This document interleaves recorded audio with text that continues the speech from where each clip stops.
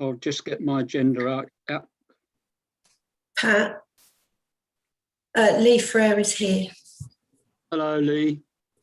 Good evening and welcome. Right, Lee, can you start straight away before we start our meeting then, please? This is live streaming now.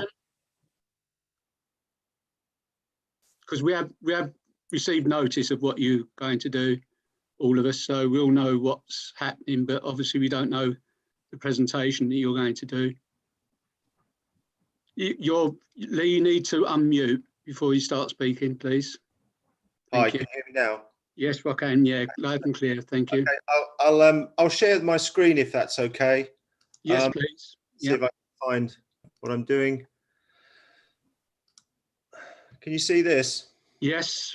Okay, good. So yeah, first of all, thanks ever so much for seeing me this evening. I know that there's no debate or decision. I thought it would be really, it was just a courtesy to have a chat with you and tell you what we're looking at for this site in Haverhill. We're not ready to put a planning application in yet, or we're at a stage where we put together pre-application proposals. You will all know the site very well. It's previously the Fowler's newsagent, now most recently the Henderson's newsagent in town. It's at the top end of the high street. Curious site. It's set between two quite large buildings, one of which is enormous, Provincial House, modern building, and number 42 High Street, which is this building here. Incidentally, I designed that. That was about 15 years ago now, and that's set beside the very nice Haverhill Arts Centre. Basically, the building is the Henderson's newsagent. It's been closed for a while now. I think in the window there's a sort of art exhibition at the moment. Yeah, that was done by the town council. That's right. Town council. So obviously there's a large retail unit there. Used to be quite an extensive newsagent actually. So that's already there. And then above it, at first floor, is a flat, which is this grey area here. And then at the back, there's a service entry with fire escape stairs and various service areas. And there's I'm sure you'll know, there's basically a one-story level difference from the high street here up to the back. And if I show you the plan here quickly, this is the shop, and there's the escape stair at the back. And then up above, slightly difficult to read perhaps, but this is the flat at the front onto the high street, quite large actually, 2-bedroom flat. This is the rear service entry. Now the flat is actually accessed via a nondescript door, which brings you through onto this rather unattractive asphalt flat roof area and then into the front door of the flat. So it's not terribly salubrious arrangement up there. Sorry, wrong drawing. This one I wanted to show you as well, just to so I can explain the topography of the site. This is the front elevation, and you can see here it's quite an incongruous field now, set between the two taller buildings. This building, in fact, where my cursor is, it goes even taller at this point. It goes up to here. This is a cross section looking at the side of Provincial House, and this is a cross section through our building, this line here. This is the rear elevation, very much a back of house elevation, service doors. There's a large bin area for Provincial House, but it also happens to be effectively the front door of the flats, residential flats, 7. There are 7 in the building we did here at number 42. Here are some cross sections going through across the site, and this is going along the length of the site, looking at the side of the building we did at number 42. Various photographs, you all know the building. It's of its time, this building. It was developed through the 60s and 70s and 80s. It's not terribly attractive, and it sits beside this behemoth almost of Provincial House, which is enormous in terms of its footprint.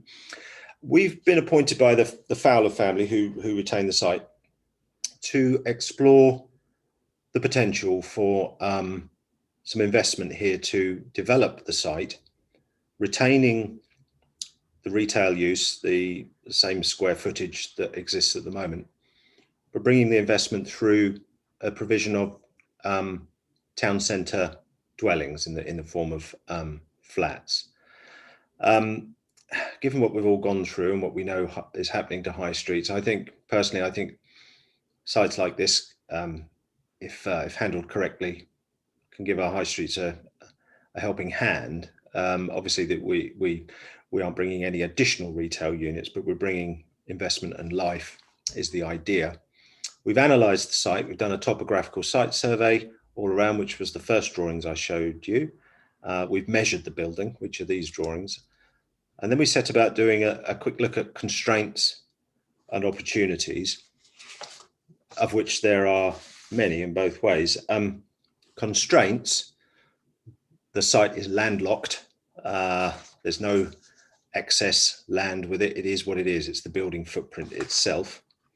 It's got buildings on both sides, one of which is an office building, which is this one, which is adjacent to it for about half its length, and then it steps back, as you'll see there.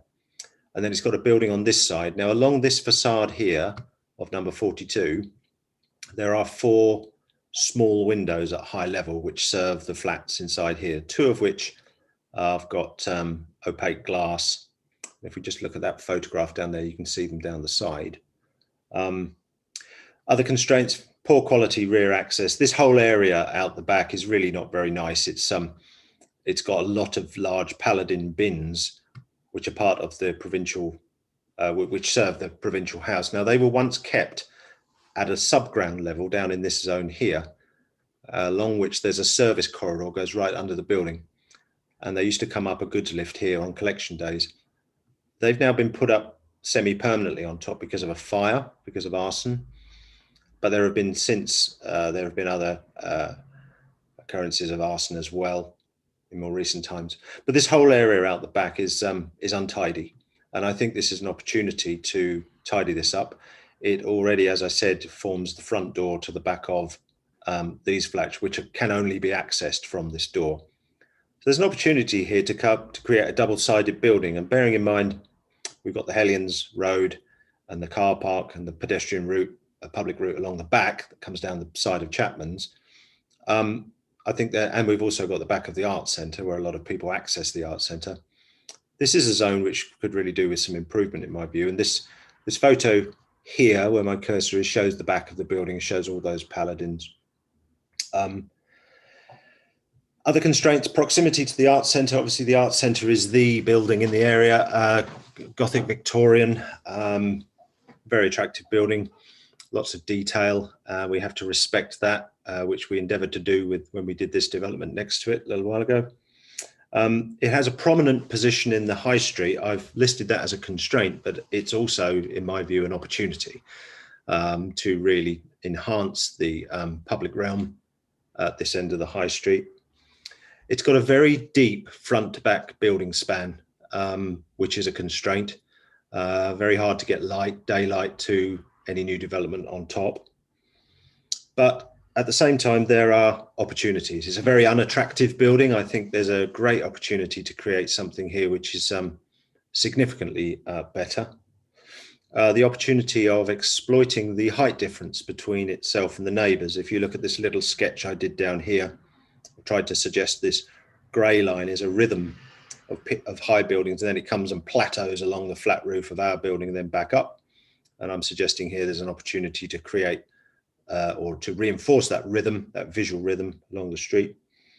There's also an opportunity here to create some relatively low cost housing. Now, that doesn't mean affordable housing necessarily with a capital A, but by the very nature of the constraints of this site, there will be small units. And I think there's many other opportunities, but the final one to mention, I suppose, is the sustainable location. It couldn't be more sustainable in terms of its connection to public services, facilities, shops, cinemas, school, church, you name it. It's right in the heart of everything. So I won't take you through all the notes there. I'm sure you may have had a chance to read some of them, but that was us analysing the site. We then set about doing 2 concept options. You've got one along the top and one along the bottom. Essentially, they're similar, but one provides 7 flats and the other provides 9 small flats, but that includes replacing the 1 flat that's already there. But I'd like to just briefly take you through the concept floor plans.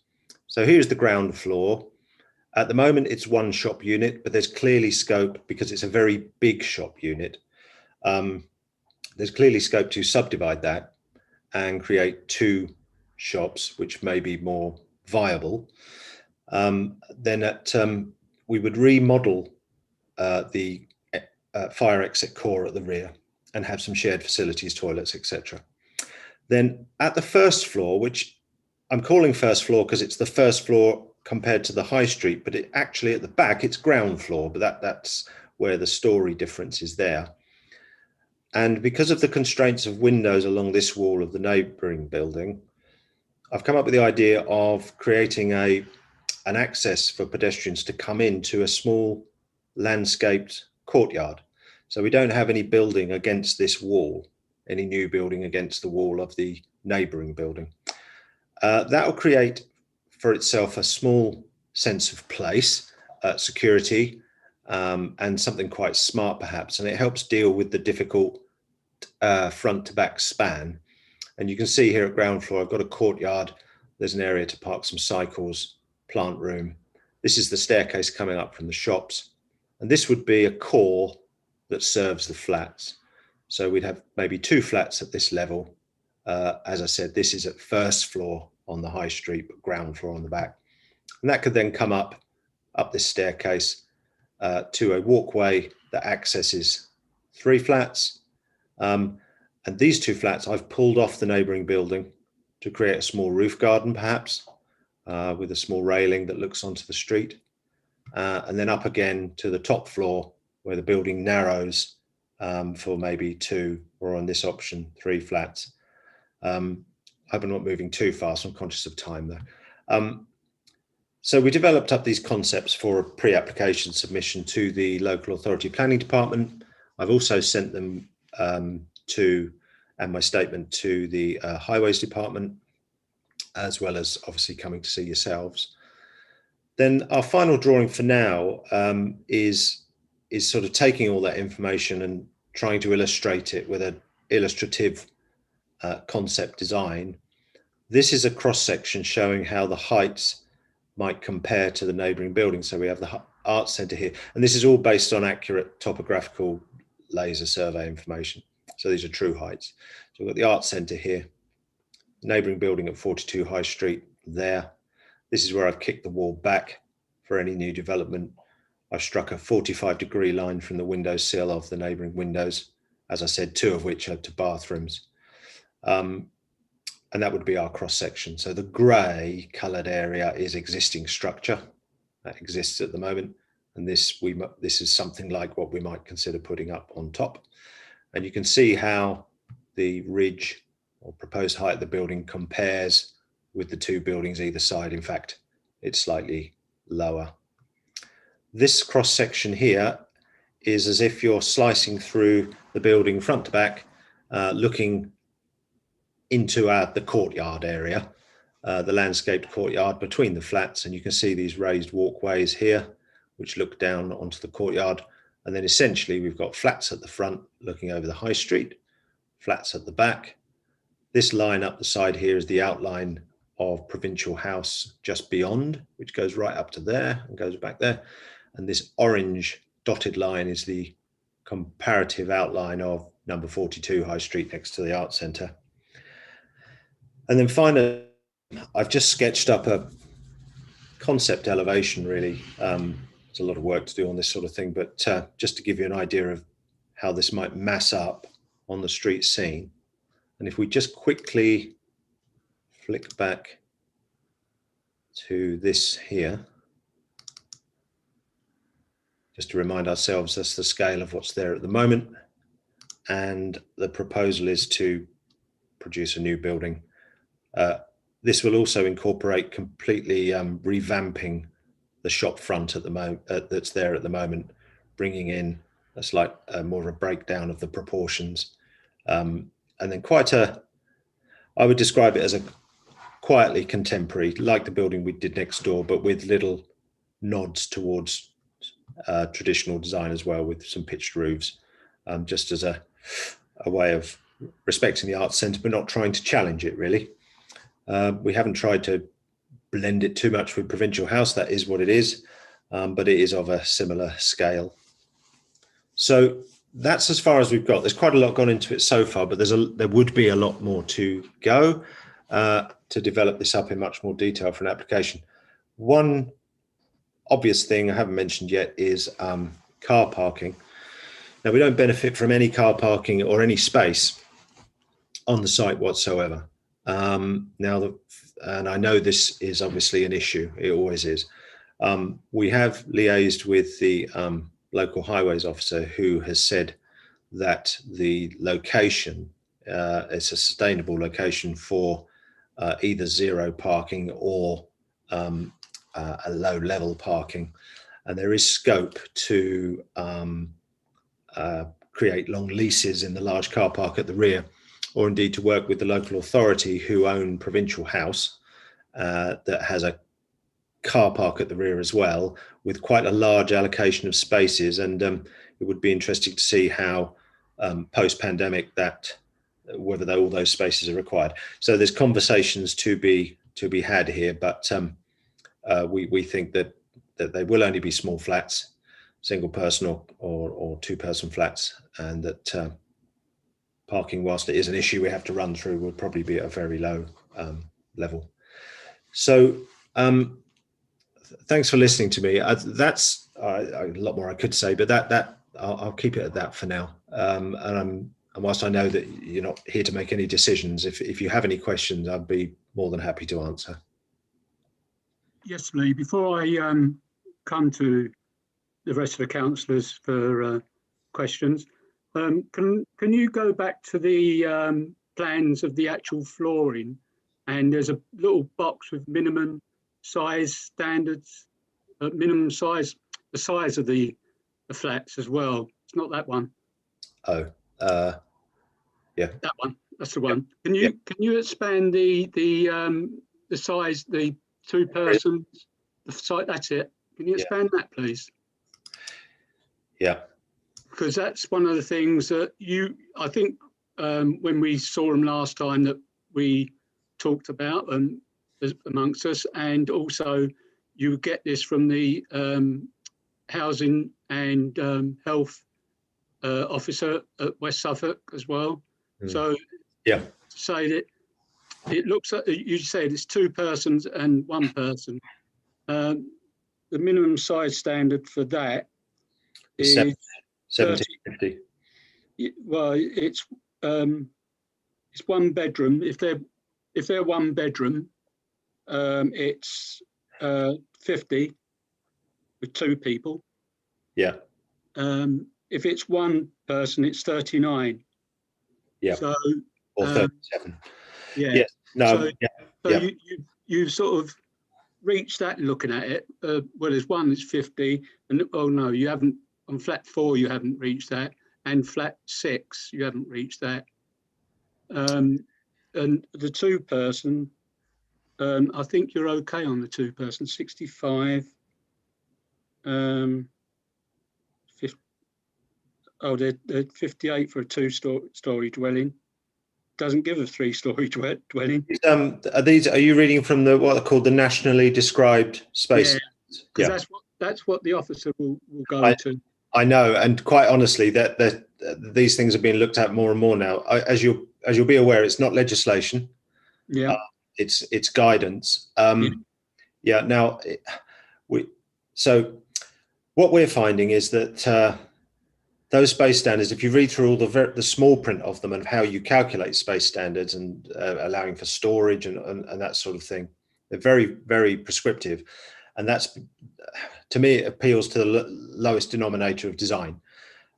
So, for example, I could design a 1,000 square foot house which feels more spacious and is functionally more spacious than a 1,200 square foot house or 1,500 square foot house. A lot comes down to the design. And we have and continue to do on town centre sites and tight development sites, small flats. And the whole national described space standards almost rule out a studio flat, which are often the only accessible accommodation to some people on some budgets. So this is not necessarily a case of trying to shoehorn them in. If you take developments that we've done in Haverhill, so Water's Edge, flats of Water's Edge, and the one opposite the Christmas Malting Surgery, the flats at Camps Road there, they came slightly under the nationally described space standards. But the way they've been designed is to have minimum hall sizes and maximum open plan living spaces. So I do take some issue with the slightly crude sledgehammer on this of applying the space standards, but I also understand, I am a house designer, that poorly designed flats, too small, just the living conditions aren't good enough. So without being able to show you the internal arrangements of this, I can't really say much more than that, other than to say, since I did this, I have found from West Suffolk that they are, I think they're anticipating it becoming legislation. And so they will be looking to meet those standards. But as I said, we've built many small one-bedroom, very affordable units in the town. It's great what you're saying on some points, but the thing is, people are getting taller now. They're not getting smaller. The average height is a lot higher than what it was 15, 20 years ago. They need space. If you have smaller spaces, it's not very healthy for the people that live in these places. It's cramped.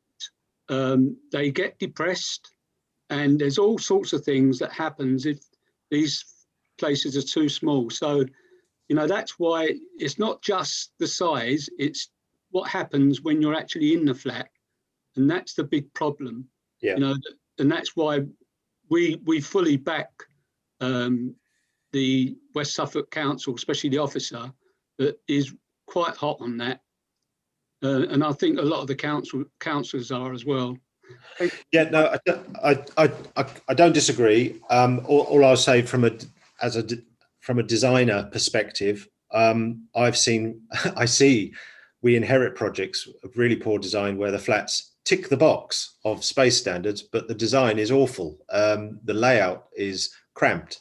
Whereas, like I say, if it's designed with care, that it doesn't necessarily follow that a 70 square meter flat is more, quote, spacious than a 65 square meter flat. It does come down to the design. The other thing I would say, my first ever flat was about 320 square feet, and it was a bed and a shower room and a small kitchenette, and that was the only thing I could afford. And it got me on the ladder. I had a great time for about 18 months, liked it, got my independence and so on and so forth. So the trouble with the space standards is I just do find they are just a catch-all. They're a catch-all, and they don't take into consideration at all the internal layout. I could design a very poor flat, but as long as I hit that standard, nothing an officer can do. And we are about more than that. So if it turns out that that's the way and we can't have studio flats amongst these, then we'll simply have fewer flats and they will be bigger, and that's fair enough. Thank you very much. I've got no problem with design. I think the design is really good. I don't know about the other councillors here, but that's my opinion. Thank you very much for that, Lee. Right, is there anyone want to speak on this? Councillor Tony Brown? Yeah, thanks, Pat. Thanks, Lee, for coming along and doing a very good description of what you're potentially proposing. That absolutely look fantastic. I think it fits in very well with the street scene and with the adjoining buildings. You've put a lot of time and effort into it, so that is much appreciated.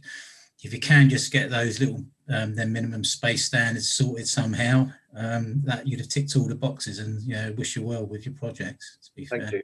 Yeah. Thank you very much. Yeah, I entirely agree with that, Lee, as well. Thank you. Anyone else? No? Right, thank you very much, Lee.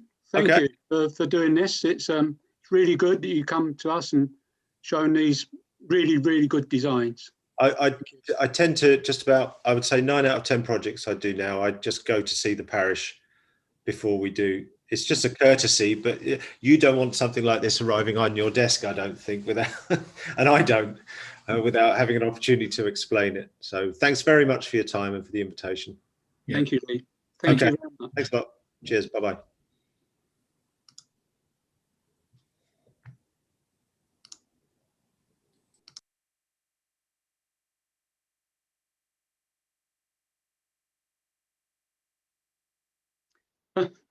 My screen went off then, back to Zoom.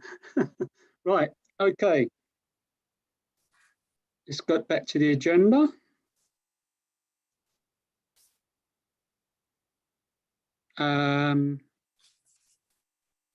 Right, item 1. Oh, sorry, I'll read this bit out first. Right, welcome to note that this is a working party and has no delegated authority and may only make recommendations to full council. Urgent actions may be taken up under delegated authority given to the clerk and to the chair. Thank you, everyone. Right, and welcome. Apologies for absence. Vicky? Yes, Councillor Jason Crooks and Councillor John Burns. Okay, thank you. Item 2. Item 3. Declarations of pecuniary interest and requests for dispensation. Anyone? No? Okay. Item 4. Minutes of the previous meeting. May I have a proposer and a seconder to sign these minutes, please? Thank you. Proposed by Councillor Tony Brown and seconded by Councillor Liz Smith. All those in favour, please show. Thank you. Thank you. Okay. Matters arising from those minutes. Item 5.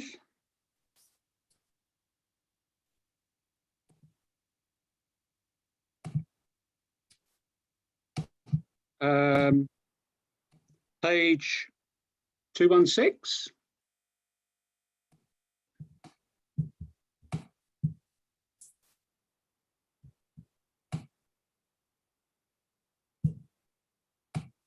Page 217.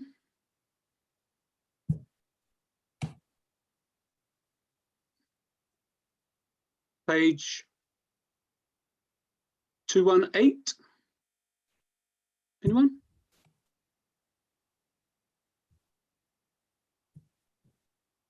Page 219. Page 220. A lot of neutrals. Page 221. No? Is there page 221? Yeah. Neutral again. Is there any other? 222? No? Right. Thank you very much.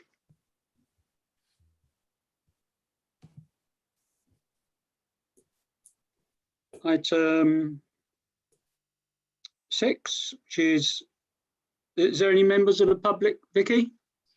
No, David Roach has joined us. Oh. Hello, David. Councillor Roach. Evening, Pat. Evening, everybody. I'm just listening in. It's all right. I'm not going to say anything. All right. Okay. Thank you very much. Right. This is there's no members of the public other than David Roach, yeah? No? Right, okay. Right, item 7. To consider planning applications to West Suffolk Council. I'll invite David if he wants to speak on this, on any application. Do you want to speak on any application? No, or... Pat, I won't. No, thank you. Right, okay. Right, okay. It's list A is no. List B. which is application.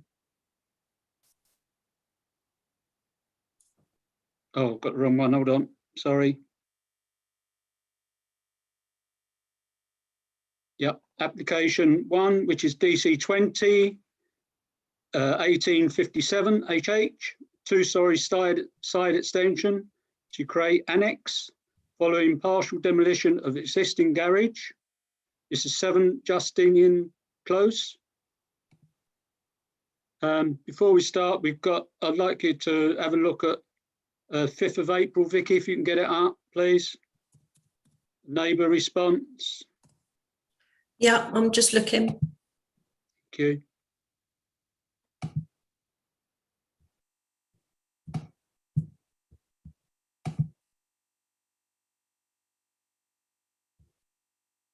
Sorry, I've gone on the go slow. Here we go. Give me a chance to drink my tea.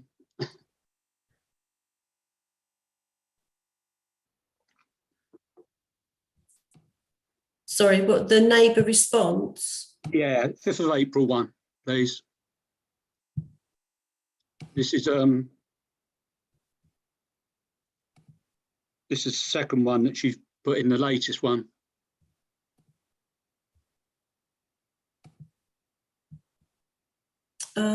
Just bear with me.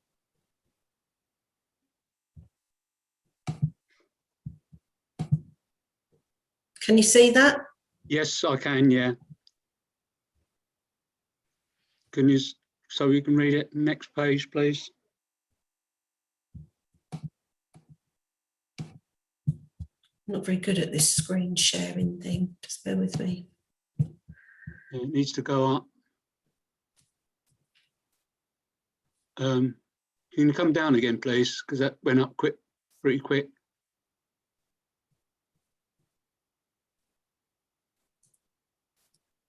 Is it this the 5th of April one? Yeah.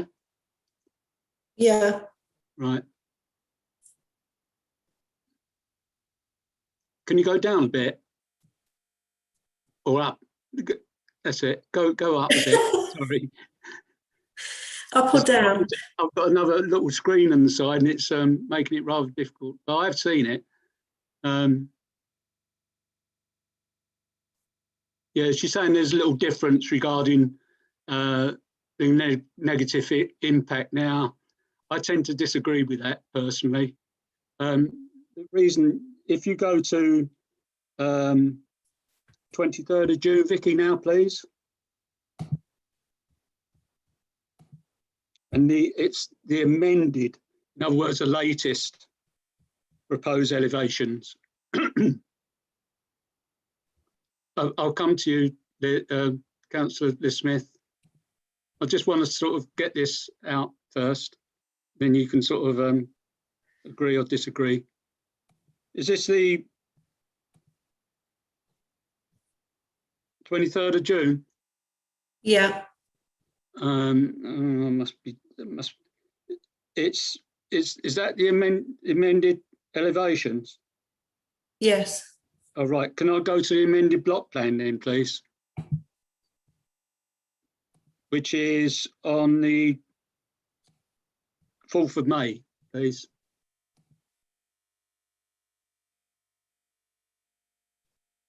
Can you see this? No, for some reason. Just bear with me. It's a blank page. Oh. Oh, here it is. Right.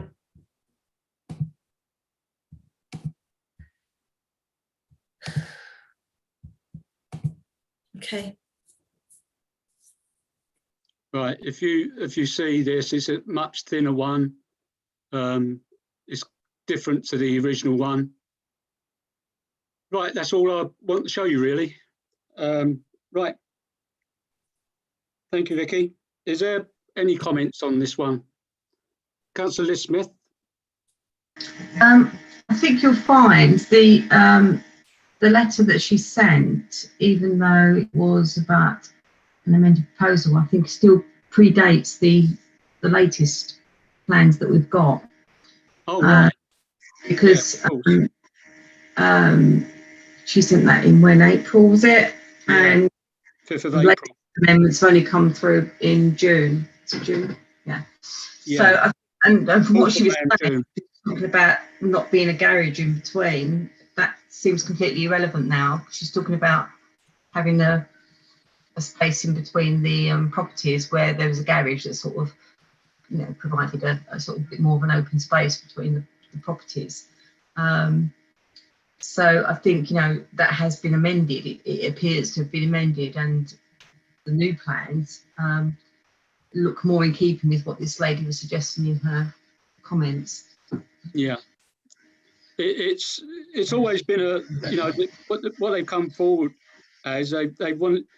It's always been a 7-bedroom house. In other words, a 5-bedroom semi. They're 2 separate houses, 5-bedroom semi and a 2-bedroom semi. That's what I'm looking at it as now. Any other comments on this one? Councillor Smith again? Yeah, sorry, then, just another point, sorry. I did notice that if you Google the address, it comes out as studio. Was it number 8 or number 7? Sorry. Well, it's 7 Justinian Close, isn't it? Yeah. That's right, fine. I was Because thinking it's about number 8 who's been the writing person it. that complained. Yeah, that's okay. Councillor Forget- Bruce Davidson? Can you hear me? Yes. Lovely. Thank you. This one we actually originally refused, and we refused because of, or we objected, sorry, primarily because of the parking and also the access and egress to the actual forecourt. You can only get 1 car in and out at any given time. And that was the main reasons why we objected before.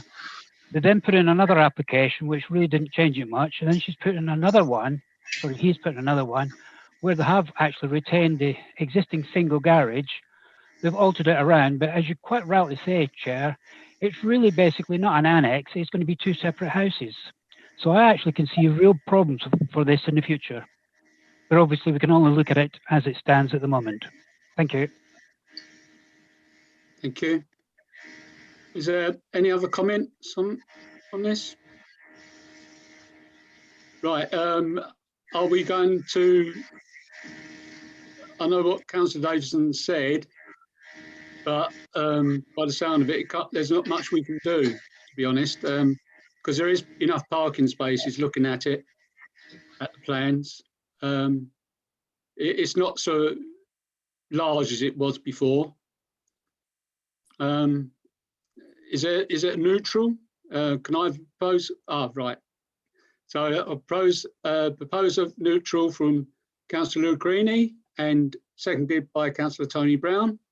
All those in favour of neutral, please show. Yep, that's everyone. Thank you very much. Right, item application 2, sorry. DC 21-1259, if you will. This is 1 dwelling, land east of Boyton Hall, farmhouse, and Suckling Lane, Little Ratting. I noticed that they've got two letters of support on this one as well. They like the design of it, and they like that it's not 3 separate houses, and this one's a really nice designed one. Are we neutral again? Can I have a proposer and a seconder for neutral, please? Anyone? Councillor Brown, propose. Councillor Lucrini, second. All those in favour, please show. Everyone, thank you. Application 3, which is DC 21-1214 ADV, 1 externally illuminated fascia sign. Oh, I haven't put the address on my notes. This is can someone prompt me where it is? Mentor Centre. That's it. Yeah. Over the industrial estate. Right, any comments on this at all? No?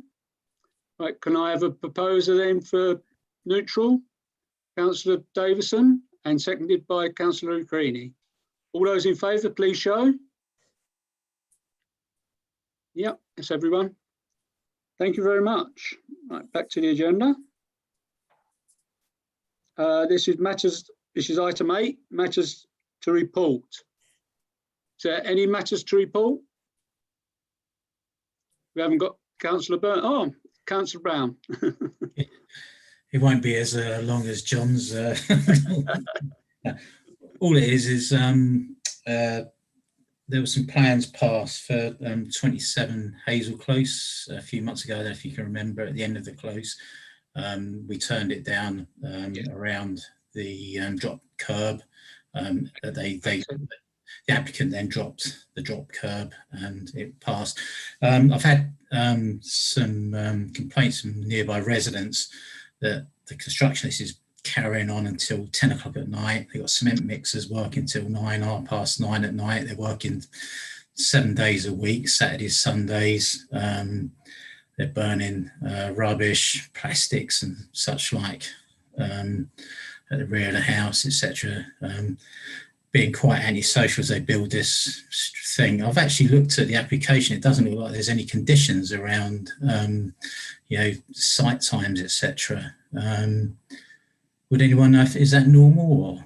No, that's not normal because the officer states that when it goes through the planning.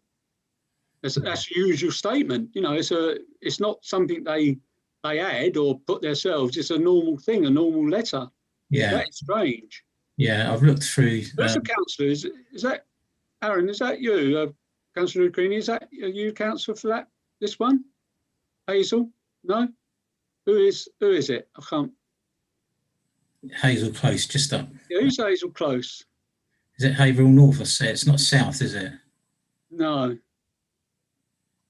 Oh, it could be. Yeah, it could be. Crooks and Dave It could be part of the parkway, couldn't it? Yeah, Yeah, so it's on the parkway. Yes, definitely. Yeah. yeah, Yeah. It's just north of Camps Road, basically. yeah. We need to get in touch with the officer, don't we? Yeah.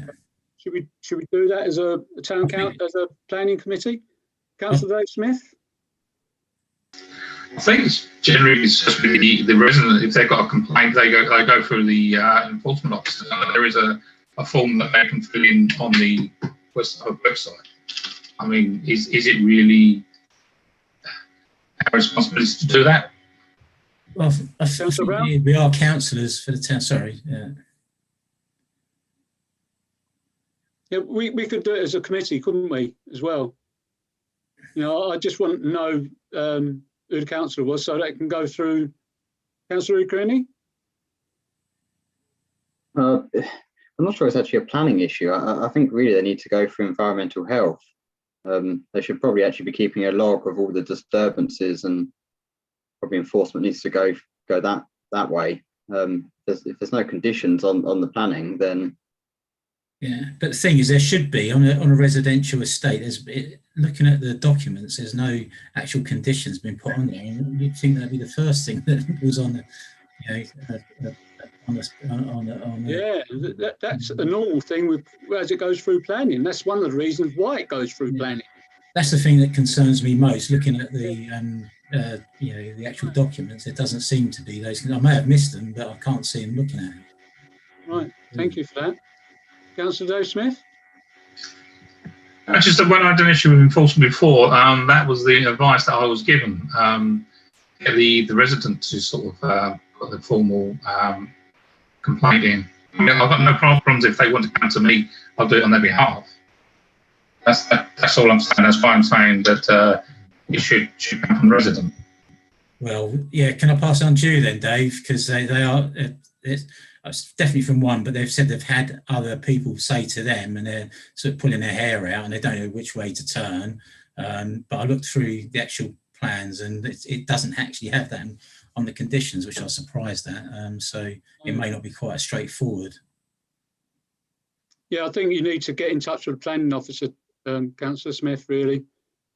Not obviously environmental health, but the planning officer should should be the one, really, shouldn't it? If they're, if they've missed it, or if they're not abiding by it, if it has been issued and they're not abiding by it, then obviously the planning officer should be involved. Councillor Rooney? I've just looked at another planning application, one that was approved recently on Cronin Road, and there's no conditions on site times. So maybe they don't do it for small scale. The thing is, they should be, because they're, especially like somewhere like Hazel Close, is a very confined area where the houses are very. I agree, they should be, yeah. Councillor David Roach. Yeah, they have missed it off several applications recently. The problem is, once they've missed it off and they've passed the planning, you can't go back and reimpose a condition. It's done and it's dusted. So the only way you can go is through an environmental health, but there's nothing to enforce against because they haven't breached a condition. No. So all you can go through is environmental health if there's excessive noise or disturbance. But they have missed putting these conditions on applications on a regular basis, and we've had to pull officers up before. So it may be that the committee would like to write perhaps to Rachel Allman and say, can't you just make sure that officers do attach the standard conditions to applications and that they just check what they're doing before they pass things? Thank you very much, Councillor Roach. That's really, really good information. Councillor Brown? Yeah, thanks, Dave. Yeah, I'd like to propose that very thing, that we as a planning committee write to West Suffolk Planning and say, we're not very happy that these conditions have been missed off. It's putting residents' lives, in misery, basically, because there's no conditions around working times. It's crazy. Yeah, especially as you said, working till 10 o'clock at night. 10 o'clock at night. That should be included, Vicky. Yeah. It's and what else was it? It was Saturdays, Sundays. The noise of the mixer, and Saturdays and Sundays. Yeah, Saturdays, Sundays. So disgusting. Yeah. Poor things. Right, thank you for that. I've better take a proposal for that, actually, and the seconder that we write to planning officer, Councillor Tony Brown, and can I have a seconder, please? Councillor Dave Smith. All those in favour, please show. Thank you very much. Right, thank you for that. Any other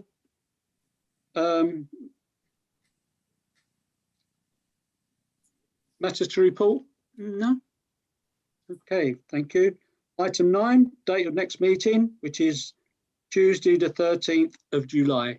No, it's the 26th of July. I've amended the agenda, sorry. Oh, right, okay, 26 then. I'll make sure that's on me. 13th today. Oh, yeah. Oh, yeah, I just realised that. I've got the agenda up on screen, but I haven't shared it. So, yeah, it's the 26th. Right, okay, the 26th then. Thank you, everyone. Thank you for attending. Yeah. Cheers all. I'll see